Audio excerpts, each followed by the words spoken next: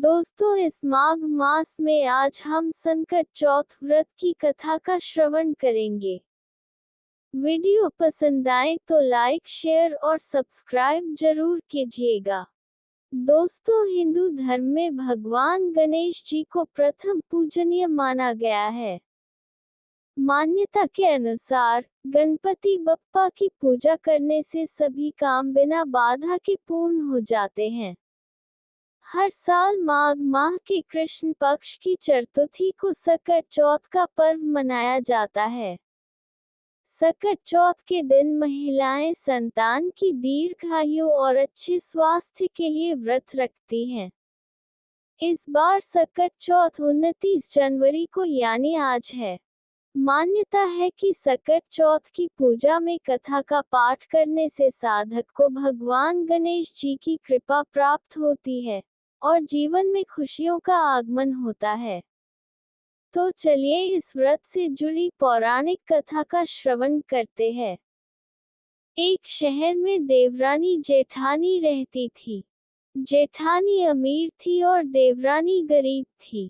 देवरानी गणेश जी की भक्त थी। देवरानी का पति जंगल से लकड़ी काट कर बेचता था और अक्सर बीमार रहता था। देवरानी जेठानी के घर का सारा काम करती और बदले में जेठानी बचा हुआ खाना, पुराने कपड़े आदि उसको दे देती थी। इसी से देवरानी का परिवार चल रहा था। माघ महीने में देवरानी ने तिल चौथ का व्रत किया। 5 आने का तिल और गुड़ लाकर तिलकुट्टा बनाया। पूजा करके तिल चौथ की कथा कहानी सुनी और तिलकुट्टा छीके में रख दिया और सोचा कि चांद उगने पर पहले तिलकुट्टा और उसके बाद ही कुछ खाएगी। कथा सुनकर वह जेठानी के यहाँ चली गई। खाना बनाकर जेठानी के बच्चों से खाना खाने को कहा तो बच्चे बोले कि माँ ने व्रत किया है और माँ भूखी है। जब माँ खाना खाएगी हम भी तभी खाएंगे। जेठ जी को खाना खाने को कहा तो जेठ जी बोले, मैं अकेला नहीं खाऊंगा। जब चांद निकलेगा तब सब खाएंगे तभी मैं भी खाऊंगा। जेठानी ने उसे कहा कि आज तो किसी ने भी अभी तक खाना नहीं खाया और तुम्हें कैसे दे दूं? तुम सुबह सवेरे ही बचा हुआ खाना ले जाना। देवरानी के घर पर पति बच्चे सब आस लगाए बैठे थे कि आज तो त्योहार है इसलिए कुछ पकवान आदि खाने को मिलेगा। परंतु जब बच्चों को पता चला कि आज तो रोटी भी नहीं मिलेगी तो बच्चे रोने लगे। उसके पति को भी बहुत गुस्सा आया। कहने लगा कि सारा दिन काम करके भी 2 रोटी नहीं ला सकती तो काम क्यों करती हो? पति ने गुस्से में आकर पत्नी को कपड़े धोने के धोबने से मारा। धोबना हाथ से छूट गया तो पाटे से मारा। वह बेचारी गणेश जी को याद करती हुई रोते रोते पानी पीकर सो गई। उस दिन गणेश जी देवरानी के सपने में आए और कहने लगे, धोबने मारी, पाटे मारी, सो रही है या जाग रही है? वह बोली, कुछ सो रही हूँ, कुछ जाग रही हूँ। गणेश जी बोले, भूख लगी है, कुछ खाने को दे। देवरानी बोली, क्या दूं? मेरे घर में तो अन्न का एक दाना भी नहीं है। जेठानी बचा खुचा खाना देती थी, आज वह भी नहीं मिला। पूजा का बचा हुआ तिलकुट्टा छीके में पड़ा है, वही खा लो। तिलकुट्टा खाने के बाद गणेश जी बोले, धोबने मारी, पाटे मारी, निमटाए लगी है, कहाँ निमटे? वह बोली, ये पड़ा घर, जहाँ इच्छा हो वहाँ निमट लो। फिर गणेश जी बच्चे की तरह बोले, अब कहाँ पहुँचूं?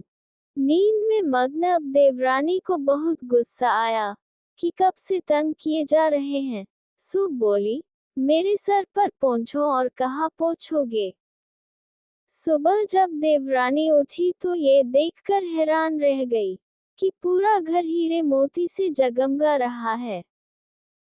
सिर पर जहां विनायक जी पोंछनी कर गए थे, वहां हीरे के टीके और बिंदी जगमगा रहे थे।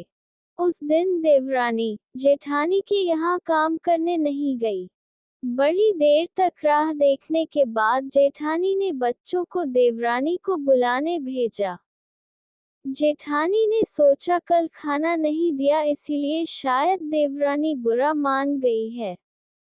बच्चे बुलाने गए और बोले, चाची चलो, माँ ने बुलाया है, सारा काम पड़ा है। देवरानी ने जवाब दिया, अब उसकी जरूरत नहीं है, घर में सब भरपूर है गणेश जी के आशीर्वाद से। बच्चों ने घर जाकर माँ को बताया कि चाची का तो पूरा घर हीरे मोतियों से जगमगा रहा है। जेठानी दौड़ती हुई देवरानी के पास आई और पूछा कि यह सब हुआ कैसे। देवरानी ने उसके साथ जो हुआ वो सब कह डाला। घर लौटकर जेठानी अपने पति से कहा कि आप मुझे धोबने और पाटे से मारो। उसका पति बोला कि मैं भलीमानस, मैंने कभी तुम पर हाथ भी नहीं उठाया, मैं तुम्हें धोबने और पाटे से कैसे मार सकता हूँ। वह नहीं मानी और जिद करने लगी। मजबूरन पति को उसे मारना पड़ा। उसने ढेर सारा घी डालकर चूरमा बनाया और छीके में रखकर और सो गई। रात को चौथ विनायक जी सपने में आए, कहने लगे, भूख लगी है, क्या खाऊं? जेठानी ने कहा, हे गणेश जी महाराज, मेरी देवरानी के यहाँ तो आपने सूखा तिल कुट्टा खाया था, मैंने तो झरते घी का चूरमा बनाकर आपके लिए छीके में रखा है, फल और मेवे भी रखे हैं, जो चाहे खा लीजिए। बाल स्वरूप गणेश जी बोले, अब निपटे कहाँ? जेठानी बोली, उसके यहाँ तो टूटी फूटी झोपड़ी थी, मेरे यहाँ तो कंचन के महल हैं, जहाँ चाहो निपटो। फिर गणेश जी ने पूछा, अब पोंछू कहाँ?